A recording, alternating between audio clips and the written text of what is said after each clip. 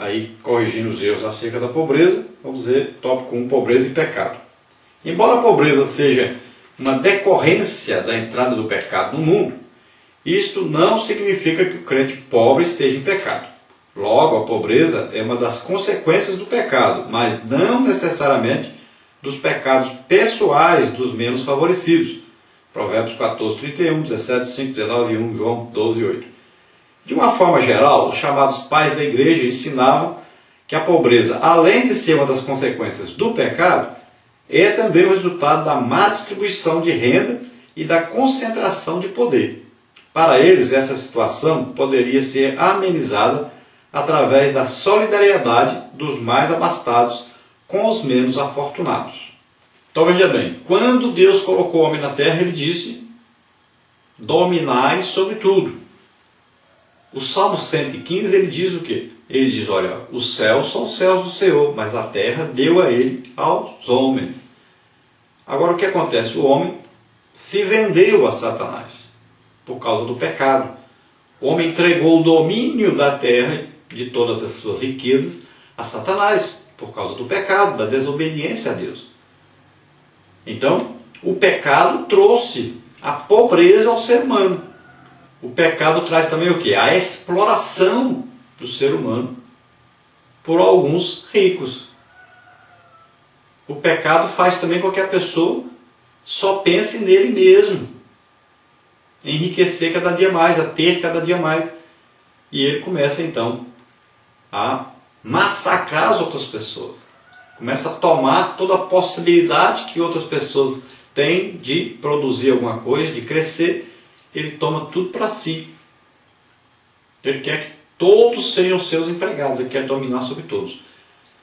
Então, por causa dessa má distribuição de renda e por causa do pecado, existem então os pobres e existem também os ricos.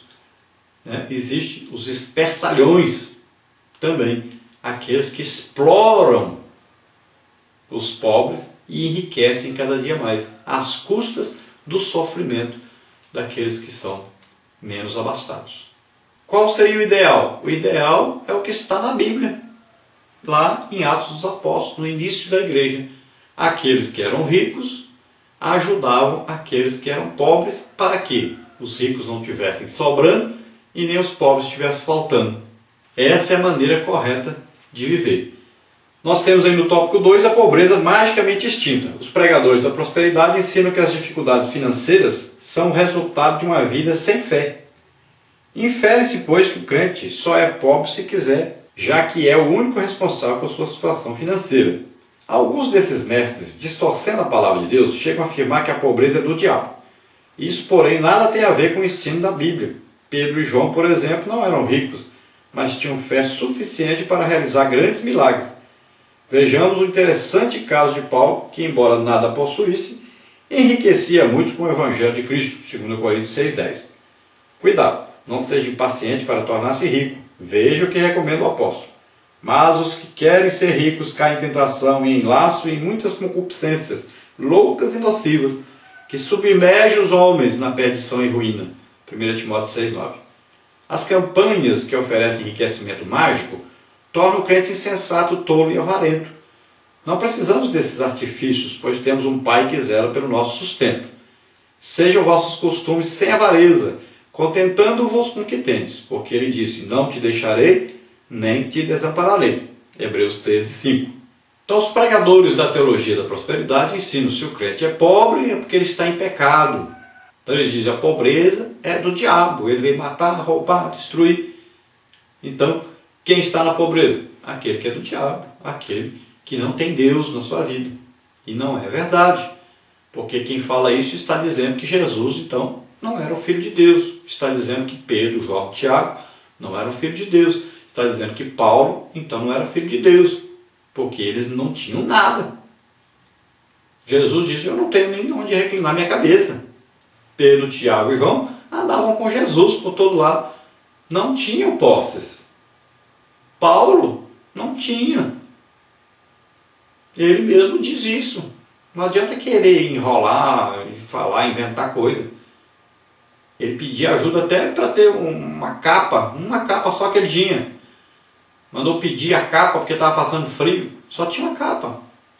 Estava na cadeia. Que riqueza é essa?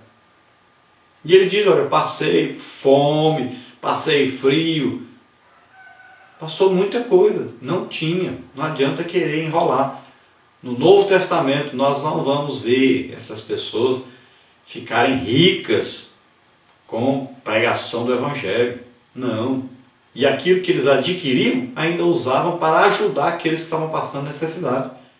O apóstolo Paulo andou por toda parte recolhendo ajuda para ajudar aqueles que estavam passando necessidade na Judéia, por causa de uma seca que tinha lá.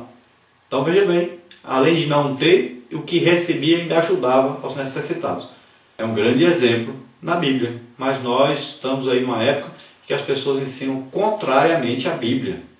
Então essas pessoas não tinham posses e Deus operava grandes milagres através deles. Então, porque eram de Deus.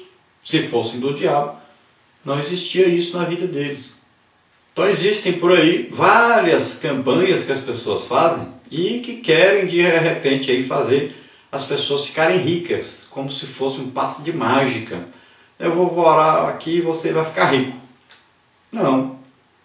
As pessoas devem ser ensinadas que elas, devido a uma condição financeira que estão passando, elas precisam de usar o dinheiro que têm com inteligência para que possam ter uma condição melhor. Então a igreja, é a função da igreja ensinar e ajudar as pessoas a aplicar bem o seu dinheiro e serem pessoas pacientes nessa aplicação desse dinheiro, confiando em Deus, que elas devem ser dizimistas fiéis, confiando que Deus olha para aqueles que são fiéis e os ajuda, os abençoa financeiramente. E todo aquele que tem a intenção de ajudar os outros, de crescer, dar emprego às pessoas, ajudar as pessoas a terem o suficiente para se manterem, as pessoas que têm um bom coração, uma boa intenção de ajudar as pessoas, que amam as pessoas, então sempre Deus vai ajudar essas pessoas. Então muitas vezes nessas campanhas nós vamos encontrar muitas pessoas avarentas, pessoas insensatas, tolas, porque só pensam nas coisas materiais. Elas nem vão nessas campanhas com a intenção de adorar a Deus, mas só de receber as coisas de Deus.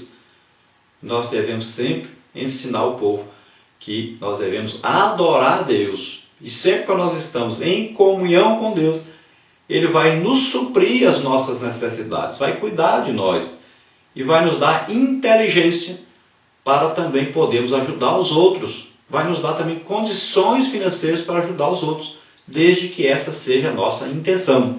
Porque muitas vezes nós não enxergamos a solução.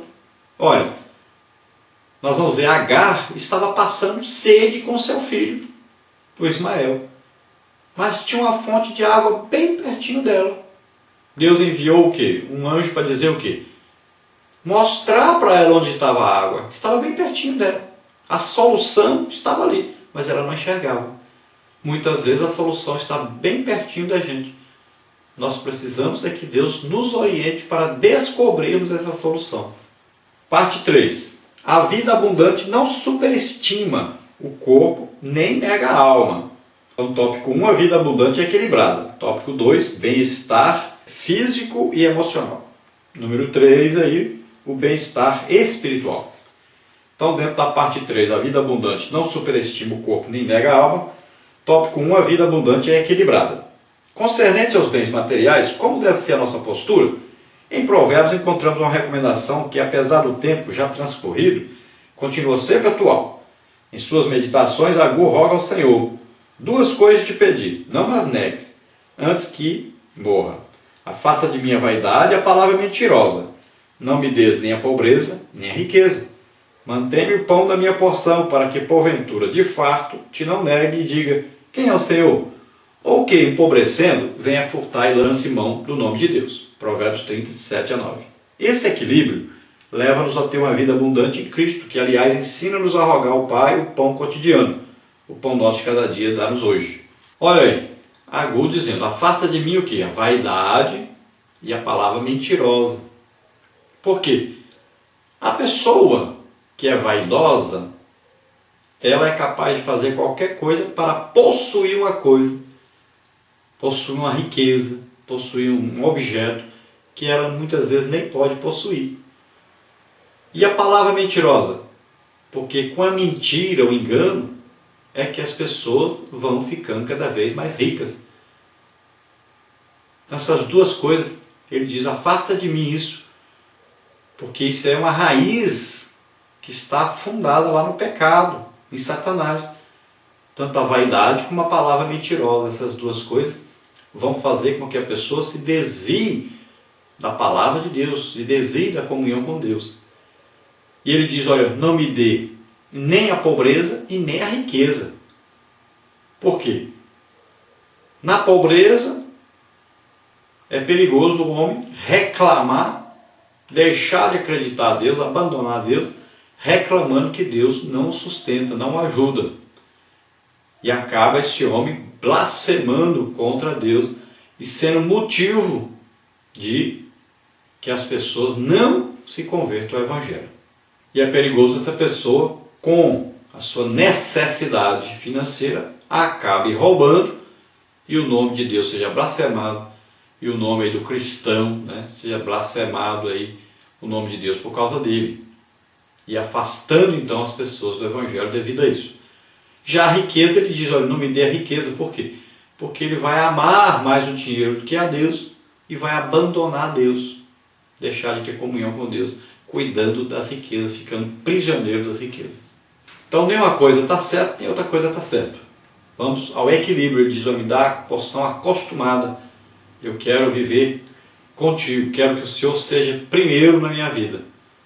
As outras coisas, eu tenho certeza, confio no Senhor. O Senhor vai me conceder para que eu possa viver bem sobre a terra. Dentro ainda da parte 3 da vida abundante, não superestima o corpo nem nega a alma. Tópico 2, bem-estar físico e emocional. A busca pelo bem-estar físico tornou-se a principal obsessão do nosso tempo. Tudo agora gira em torno do corpo. Para a maioria das pessoas é mais importante queimar as toxinas do corpo do que expurgar os pecados da alma. Já não se pensa na realidade pós-morte nem no juízo final. Vive-se unicamente para o prazer de um corpo que é pó e tornar-se-á pó. No entanto, o que faremos quando formos chamados a prestar contas a Deus? Lucas 12, 20.